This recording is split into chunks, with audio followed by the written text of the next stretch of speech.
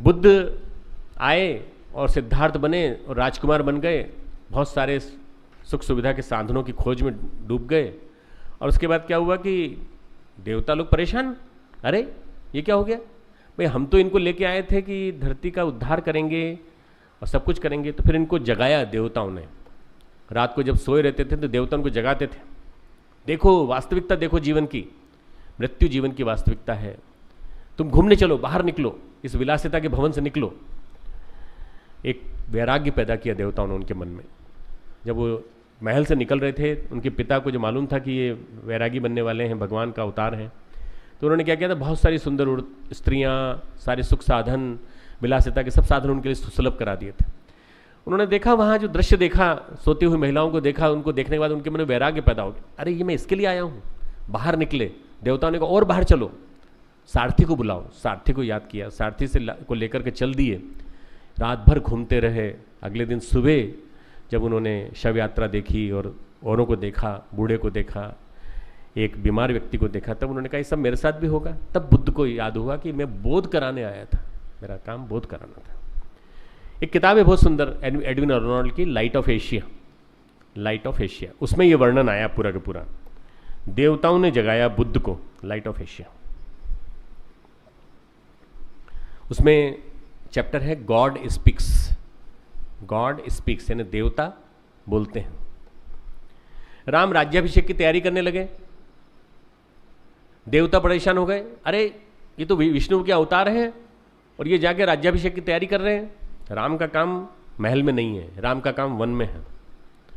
अगर ये वन नहीं गए तो रावण नहीं मरेगा।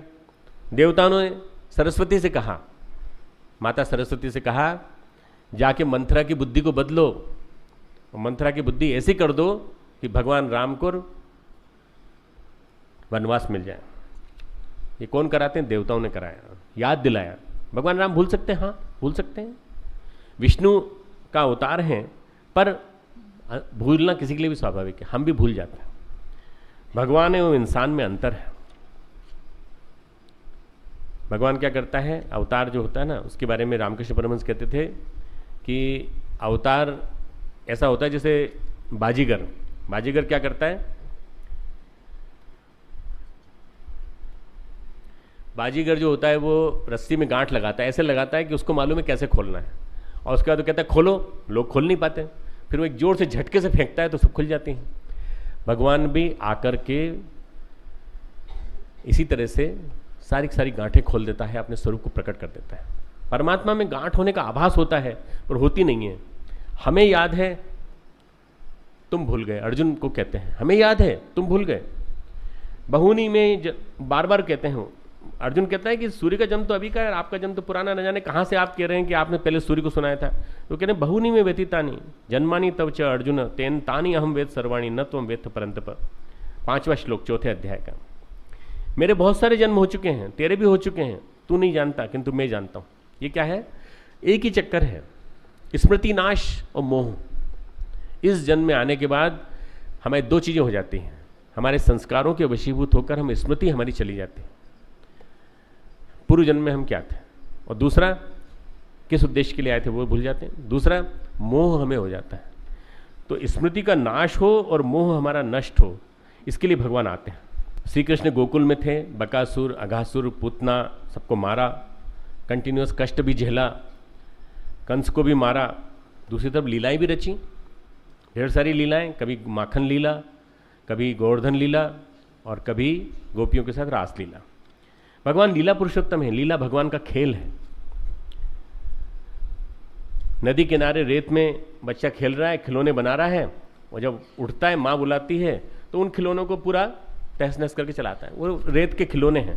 भगवान की लीला भी इसी तरह से होती है, रेत के खिलौने, रेत में बनाए हुए खिलौनों की तरह से भगवान लीलाएं रचता रहता है। कहीं कोई आसक्ति नहीं है, भगवान के कर्म बिना किसी आसक्ति के हैं, किसी में बंधन नहीं है, हर चीज में डिमॉन्स्ट्रेशन है। कहीं कोई बंधन नहीं है, कोई आसक्ति नहीं है, हर चीज में डिमॉन्स्ट्रेशन है, प्रशिक्षण है, प्रदर्शन है और शिक्षण है। ऐसा शिक्षण है जिसको देख करके हमें हर चीज स्मरण हो जाए।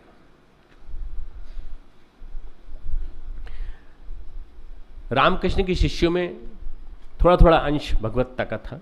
रामकृष्ण पूर्ण रूप में थे। हर कोई धारण नहीं कर सकता, भगवान के अंश को धारण करना हर किसी के लिए संभव नहीं है। आधार कच्चा होता है, इसलिए भगवान को धारण करने के लिए बहुत मजबूत होना पड़ता है। एक व्यक्ति आया और भगवान रामकृष्ण परमहंस से कहने लगा कि भगवान ठाकुर आप मुझे भी शक्ति दे दीजिए। तो उन्होंने कहा तेरा नर्वस सिस्टम इतना कमज़ोर है कि मैं तेरे सिर पे हाथ रखूंगा तो तेरे मुंह से झाग निकलने लगेगा, तो कांपने लगेगा। बोले नहीं, आप कृपा करके मेरे सिर पे हाथ रख दीजिए। तो उन्होंने कहा डिमॉन्स्ट्रेशन देना है ना सबको, कि हर किसी के लिए नहीं है। उसके सिर पे हाथ रखा, वो जोर से कांपने लगा, बुरी तरह से मुंह से झाग निकलने लगा, जमीन पर तड़पने लगा। फिर भगवान ने, रामकृष्ण परमहंस ने छींटे दिए पानी के, तब जाके वो ठीक हुआ। ये क्यों करता है ठाकुर ने, क्यों किया ये काम?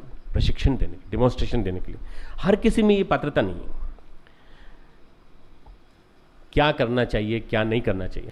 चौथे अध्याय का 16वां श्लोक थोड़ा विस्तार से समझाएंगे। किम कर्मेति कवयो अपि अत्र मोहिता तत्ते कर्म प्रवक्ष्यामि यज ज्ञात्वा मोक्ष से अशुभात। कर्म क्या है और अकर्म क्या है, इस प्रकार का इसका निर्णय करने में बुद्धिमान पुरुष भी मोहित हो जाते हैं। इसलिए वो कर्म तत्व तुझे भली भांति समझाकर कहूंगा, जिसको जानकर तू कर्म बंधन से मुक्त हो जाएगा। भगवान अपने शिष्य को एक बहुत अच्छा शिक्षण दे रहे हैं कि तुझे मोह पैदा हो जाता है।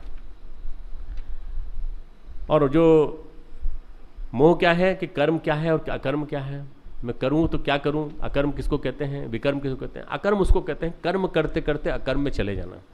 अकर्म यानी निष्कर्मता की सिद्धि, बिना किसी काम को करते, रमण महर्षि की तरह से बिना किसी काम को करते हुए भी कर्म करते रहना, बैठे बैठे भी लाखों लोगों के विचारों को बदल देना, यह अकर्म है। विकर्म क्या है? निषिद्ध कर्मों का सतत करते रहना। निषिद्ध कर्म जो शास्त्र विहित कर्म है पर निषिद्ध कर्म है उनको करना। महाभारत के अंत में भगवान कृष्ण कहते हैं परम ज्ञानी अगर कोई है तो वो हमारा पितामह भीष्म है। आज राजनीति का सूर्य अस्त हो रहा है, मरने जा रहे हैं, समाप्त हो रहा है उनका जीवन। आइए उनसे राजनीति का ज्ञान लेने चलते हैं। भीष्म पितामह कहते हैं कृष्ण तुम्हारे रहते हुए मैं ज्ञान कैसे दे सकता हूं, तुम्हारी उपस्थिति में मैं ज्ञान कैसे दे सकता हूं? क्यों? मुझे विस्मृति हो गई, मुझे विस्मृति हो गई है कौरवों का अन्न खाते खाते। मुझे विस्मृति हो गई है इस जो अर्जुन ने शरशैया बना दी है उसके ऊपर मैं लेटा हूं, मुझे कुछ नहीं याद, मैं कुछ नहीं बता सकता। भगवान कृष्ण ने कहा मैं योग शक्ति से आपको चैतन्यता देता हूं, चैतन्यता का प्रकाश आपके इंद्रियों में आ जाएगा, फिर आप दीजिए। उसके बाद उन्होंने उपदेश देना आरंभ किया। उन्होंने उपदेश देना आरंभ किया, द्रौपदी इधर हंसने लगी जोर जोर से। अब कोई उपदेश दे रहा हो, तुम में से कोई लड़की खड़ी हो के हंसने लगे तो कैसे पागलपन लगेगा? अरे भाई क्या बात हो गई इसको, तू क्यों हंस रही है? तो उसने कहा आप इतने बड़े ज्ञानी हैं, मेरा चीर हरण हो रहा था तो ये ज्ञान कहाँ चला गया था? उस समय क्यों नहीं ज्ञान जागा? सारी दुनिया का ज्ञान करा रहे हो, राजनीति का ज्ञान करा रहे हो, नीति शास्त्र का ज्ञान करा रहे हो, ये कहाँ चला गया था? तो कई लोग कारण देते हैं कि दुर्योधन का अन्न खाया था, ऐसा उन्होंने बोला है। तो वास्तव में क्या हुआ था, क्या करना चाहिए और क्या नहीं करना चाहिए, इसमें बड़े बड़े ज्ञानी जन भी मोहित हो जाते हैं। ये जो श्लोक है ना, भीष्म पे लागू होता है। किम कर्मम किम कर्मेति, किम कर्म किम कर्मेति कवयो अपि अत्र मोहिता। कवि यानी बुद्धिमान पुरुष, बड़े विद्वान लोग भी मोहित हो जाते हैं। मोहित हो गए तो भूल गए। तो उन्होंने कहा बेटी तू समझती नहीं है, उस समय मेरी मनस्थिति बिल्कुल ही दूसरी थी। मैं चाहता तो युद्ध नहीं, युद्ध को टाल सकता था। द्रोणाचार्य, कृपाचार्य, कर्ण सभी मोहित। मोहित का मतलब समझते हैं ना? मोहित मतलब मोह में आबद्ध होकर के अपने कर्तव्य को भूल जाना। मोह में आबद्ध होकर, मोह से में लिप्त होकर अपने कर्तव्य को भूल जाना, यह मोहित कहलाता है। कर्ण को स्वयं भगवान ने समझाया, उनकी मां समझाने आई, परंतु संस्कार बने रहे उनके। सूर्यपुत्र थे, तो सूर्यपुत्र के बाद वो कहलाए सूतपुत्र ही, क्योंकि बार बार उनके मन में दुर्योधन का एहसान याद आता रहा।